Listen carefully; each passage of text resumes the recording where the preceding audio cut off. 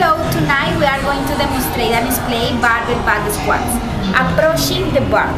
An important thing to note is that you want to make sure the bar is low enough for you to take out of the pins. It is always better for the bar to be a little low than for you to have to get up on your toes to unhook the bar. Mid-chest always seems to work well.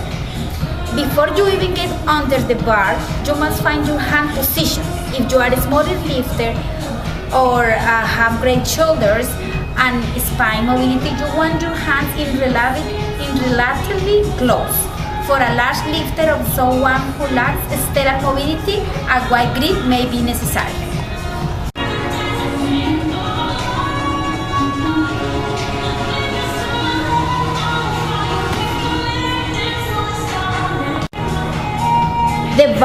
The high bar position is set up right on the base of the neck across the top of your traps. It is important to first squeeze your shoulder blades together to create a pillow for the bar to sit on to make it feel more comfortable. Make sure you do this before you set the bar across your back and stay tight the whole time. Undragging the bar. This can either make or break your squat since it is easy to lose your tightness or bar position if you are sloopy taking the bar of the rack. Start with your feet under the bar and your hands in position. Remember, you will have to determine what grip distance is best for you, but tight is usually better. Get under the bar and into the high bar or low bar position. Adjust your grip if necessary, but stay tight.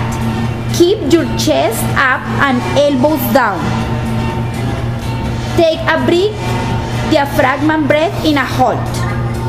Squat up to unrack the bar. Take a second to make sure the weight is comfortable and keep holding the breath. Take one step back with one leg and the other leg. Stay tight. Now you can release your breath. From here, you can wiggle your feet into the proper position.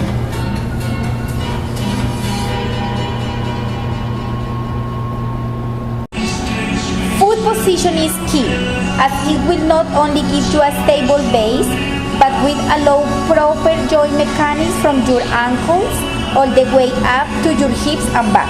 A good squat always starts from the ground up.